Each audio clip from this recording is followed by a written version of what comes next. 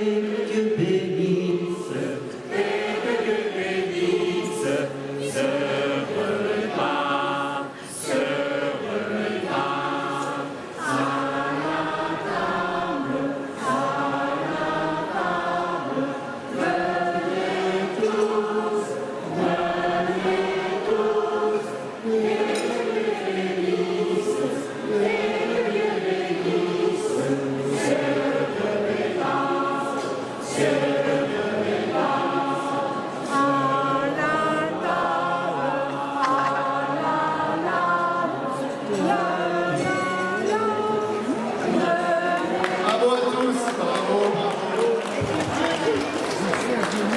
Dieu bénisse ce repas que nous allons prendre ensemble dans l'amitié et la fraternité, au nom du Père et du Fils et du Saint-Esprit.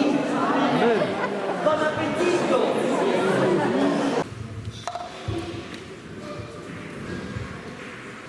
Chers paroissiens, je suis ému d'être devant vous comme ça. C'est la première fois que je me trouve là pour vous parler, autrement que par le biais d'une homélie. Alors aujourd'hui, c'est un grand jour. Moi, je le prends comme un grand jour. C'est notre rentrée pastorale et nous nous retrouvons tous avec beaucoup de joie. Il y a un mois, il y aura un mois après-demain très exactement, j'embarquais avec vous tous pour une nouvelle mission, un nouveau départ. Et depuis quelque temps, nous essayons jour après jour de faire connaissance, de créer du lien, de nous apprivoiser, de faire traverser ensemble dans la barque de l'Église. On me demande, vous savez, je ne suis pas un homme politique, mais on me demande quand même quel est mon programme. Alors je vous dis tout de suite, je n'ai pas de programme. Quel est le vôtre? Avez-vous un programme? Entendu? Oui, vous avez un... Oh, c'est formidable si vous avez un programme. Alors je me rallierai sur vous, sur votre programme. C'est important. Oui, vraiment. Je compte sur chacun et chacune de vous. Car, vous le savez bien, je l'ai déjà dit, je vais le redire.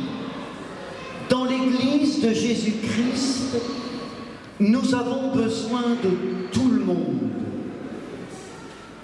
de toutes les énergies possibles et inimaginables. Car qui que nous soyons, déjà, nous sommes tous aimés de Dieu.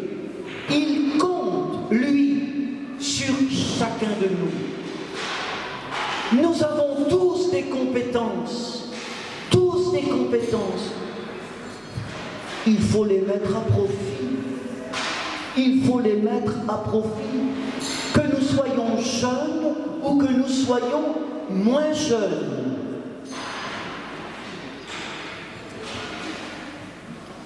Nous sommes tous des frères et des sœurs en Christ. Au moment où nous sommes tous rassemblés ici. Et je voudrais que vous soyez tous des ambassadeurs pour dire à ceux qui ne sont pas venus aujourd'hui qu'en paroisse, qu'en communauté, il faut que nous vivions, que nous osions vivre la fraternité. Oh, vous allez me dire, quel beau mot! c'est vrai, c'est un beau mot. Je l'ai dit, je l'ai lâché. Mais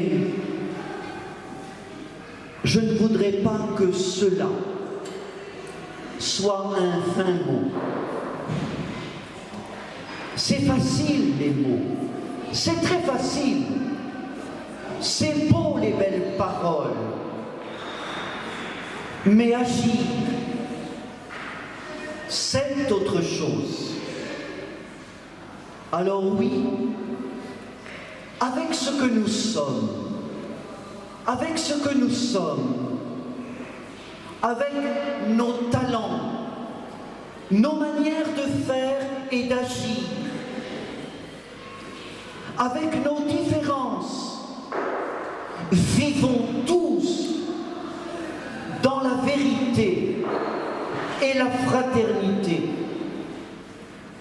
Moi, vous savez, je vous le dis du plus profond de mon cœur de prêtre, c'est tellement bien, c'est tellement super quand on est bien ensemble.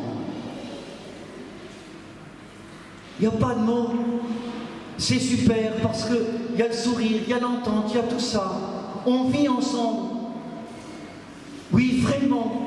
Je ne voudrais pas que ce soit des mots comme ça en l'air. Alors, ensemble, moi je vous invite à conjuguer nos expériences, à conjuguer nos talents. Tout le monde a des talents. Encore une fois, faites-les fructifier. Moi, je vous le dis très franchement, je l'ai toujours dit d'ailleurs, partout où je suis passé, j'ai toujours dit à mes paroissiens, oh, ne comptez pas trop sur moi, je ne ferai pas grand-chose dans la paroisse. Mais je ferai quand même une chose essentielle, qui compte pour moi, et qui est importante pour moi, parce qu'à partir de là, je pense que ça peut aller compter sur moi, toujours, pour vous encourager. Ah là, je ferai. Parce que je crois que on a tous besoin d'être aidés dans la vie. On a tous besoin d'être soutenus. Et je vous soutiendrai. Vous m'avez accueilli simplement, vous m'avez accueilli généreusement. Je n'oublie pas ça. C'est dans mon cœur de prêtre.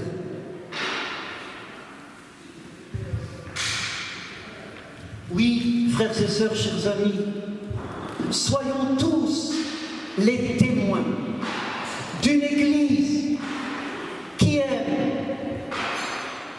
d'une Église qui sert son prochain, d'une Église qui est capable, au-delà de nos pauvres mots, d'accueillir, de tendre la main, d'ouvrir son cœur. Et puis surtout, je pense à tous ceux qui ne connaissent pas le Christ. Soyons des gens du seuil. Soyons des gens du seuil. Des gens de la porte, qui accueillent, qui savent sourire, et qui sont capables de dire, allez, viens voir, on est avec toi. J'ai été ému ce matin, très ému, d'accueillir Alice et Lily, et puis d'accueillir, je ne sais déjà plus son nom, le petit bonhomme qui va être Axel, qui va être baptisé. Mais c'est des moments grandioses, ça. C'est pour ça que je tiens à me mettre au cœur de la communauté pour les accueillir. Ça compte. Je ne sais pas qui sont les parents du petit Axel. Peut-être qu'ils sont loin de l'église, mais au moins, qu'ils se sentent accueillis et aimés par cette église, par notre paroisse, par notre communauté. Ça compte pour moi, ça compte pour mon cœur de prêtre. Alors je voudrais qu'avec moi, nous soyons des gens bien au-delà de nos belles paroles, parce que je ne sais pas si vous vous rendez compte, mais qu'est-ce qu'on parle bien? Ah, on parle bien, hein? Ah, ça, on sait parler. On sait dire des choses, des belles phrases toutes faites, là. Oh là là, mon Dieu! Mais le Seigneur nous demande d'aller bien plus loin que ça. Pendant ces années de ministère, lui, il a pris la route, il a marché, il a évangélisé, il a dit cette parole forte, qui fait du bien, qui réconforte, et surtout cette parole qui envoie. Alors nous aussi, moi je vais demander à chacun là d'entre vous, je vous demande à chacun d'être des veilleurs et des éveilleurs de la foi. Soyez des témoins de l'amour du Christ. Le Christ, lui, il ne fait pas les tri, il aime tout le monde. Alors nous aussi, soyons les témoins de cette Église qui aime, qui sert son prochain, qui sait accueillir, tendre la main, ouvrir son cœur, être du seuil. C'est là que le Seigneur nous attend dans l'humble quotidien de l'amour. Aimer, c'est tout donner et se donner soi-même, nous dit Sainte Thérèse de l'Enfant Jésus. Le Christ pasteur, le Christ serviteur a tout donné pour nous, même sa vie. Il se donne encore aujourd'hui, par le pain de sa parole, par le pain de son corps et de son sang. Alors il est normal que tous, avec force et audace, nous soyons encore aujourd'hui les précieux témoins de son amour. À sa suite, nous devons tous prendre notre bâton de pèlerin, emprunter ses pas, marcher à sa suite et oser appeler. Osons appeler. Je crois que c'est important aujourd'hui. Des choses se vivent sur notre paroisse. Et il faut que nous n'ayons pas peur les uns et les autres d'appeler, de stimuler, d'encourager. Ça fait 22 ans que je suis prêtre. Depuis 22 ans, je découvre plein de choses. Mais je vous assure que chaque soir,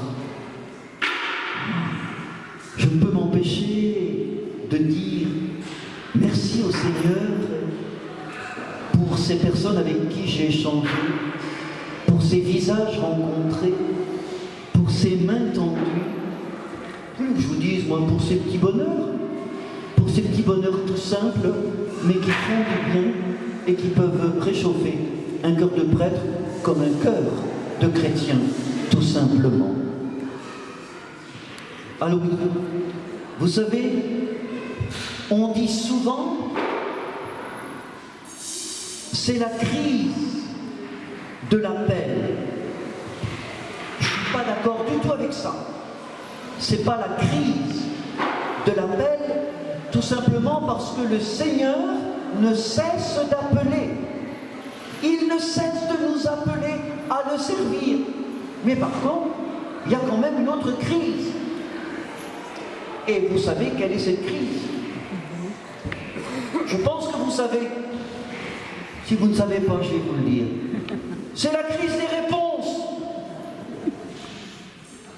C'est la crise des réponses. On ne répond pas. On est frileux. On a peur. On est hésitant. Mais n'ayez pas peur. Au début de son pontificat, Saint Jean-Paul II nous l'a rappelé à sa messe d'intronisation. Ça a été l'un de ses premiers mots. N'ayez pas peur. N'ayons pas peur de de tout donner pour le Christ. Car non seulement il nous appelle, mais quand nous disons oui à son appel, il nous soutient, il nous accompagne, il nous réconforte. Alors, je vous dis tout simplement, aidez-moi, aidez mes collaborateurs de l'EAP, aidons-nous tous à être des appelants. Nous avons tellement besoin dans notre Église de nouvelles énergies, d'un nouveau souffle. Vous savez, quand je parle de l'appel, je vous dis tout de suite, le Seigneur n'appelle pas simplement des prêtres, des religieux, des religieuses, des frères. Non, non, non, non. Il a aussi besoin de fidèles laïcs pour répondre à la mission.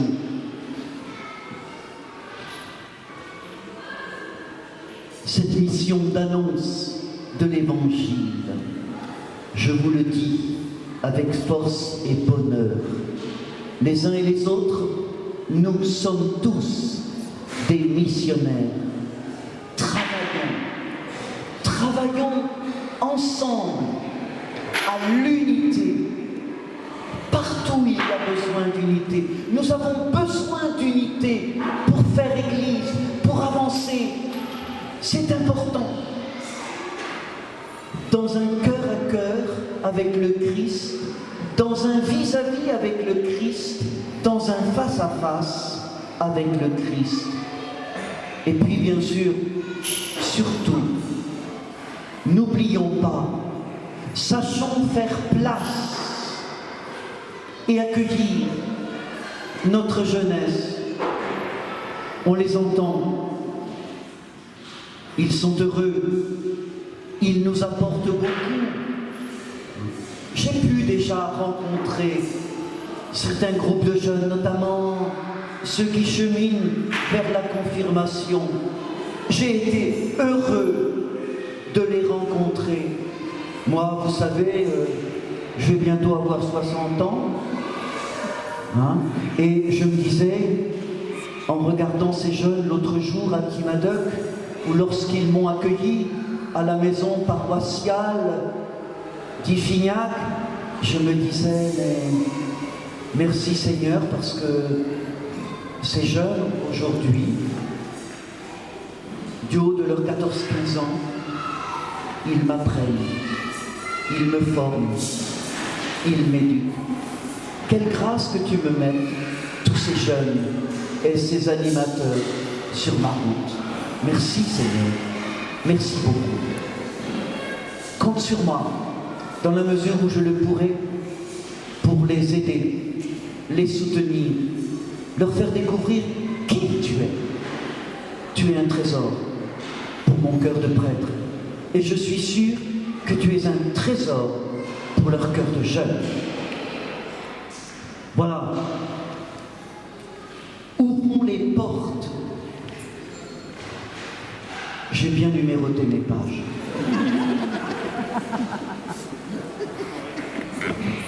Et j'arrive presque à la fin.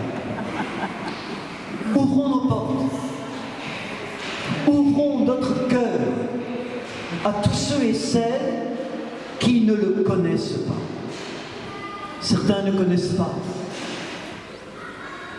Jésus le Christ, lui qui se donne à connaître, qui se donne à aimer. Eh bien, nous, avec notre cœur, avec ce que nous sommes, sachons dire que marcher à la suite du Christ, ça vaut le coup, ça nous conforte, ça nous réconforte, ça nous fait du bien. Tant d'hommes, tant de femmes, d'enfants, de par le monde, mais aussi chez nous, en France, dans notre cité, souffrent aujourd'hui de solitude, d'indifférence. Il y a tant de blessures dans notre monde, dans notre Église. Sachons écouter, sachons accueillir, mais n'oublions pas non plus de savoir poser un regard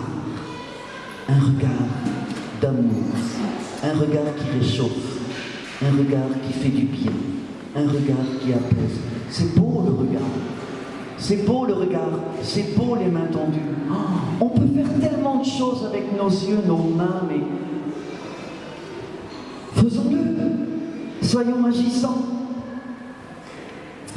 Oui, chers amis, qui que nous soyons, vous, moi, jeune, moins jeune, nous sommes tous attendus. Nous sommes tous attendus, mais pas seulement attendus. Nous sommes tous souhaités. Le Seigneur Jésus-Christ a un projet pour chacun de nous. Alors, je vous le redis, avançons en frères et sœurs, en humanité, dans l'Église, main dans la main, avec au cœur un trop-plein d'amitié, un trop-plein d'unité, un trop-plein de fraternité, de confiance et d'espérance. Ayons le souci, l'envie très forte de bâtir une église aimante, une église forte, une église où l'on se sent bien comme ce matin, où l'on est heureux de vivre.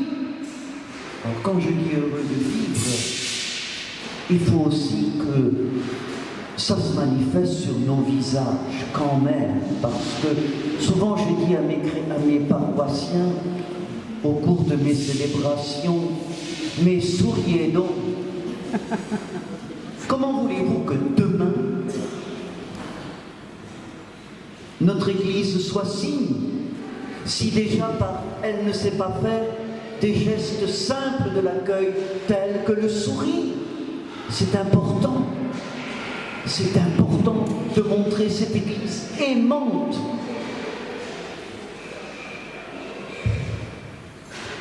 Oui, ayons le souci de cette Église forte, une Église où l'on se sent bien heureux de vivre, une Église où on est heureux de croire, de célébrer et d'espérer. Et je terminerai par là. Pour moi, cette espérance, elle a un nom unique. Jésus-Christ, le bon pasteur, le serviteur, celui qui nous appelle, qui nous stimule et qui nous envoie. Suivons-le et traçons notre chemin, car chacun de nous, car chacun de vous est une formidable chance pour l'Église. Retroussons nos manches, ne soyons pas défaitistes, avançons en confiance, c'est la main de Jésus qui conduit tout. C'est la main de Jésus qui conduit tout. Et comme j'ai déjà l'habitude de vous le dire, et je terminerai par là, ensemble, traçons bien le sillon pour y semer l'avenir, parce que toutes les fleurs de l'avenir sont dans les semences d'aujourd'hui. Et je crois que sur cette paroisse, Notre-Dame de la Paix, vous êtes tous, qui que vous soyez, cette paix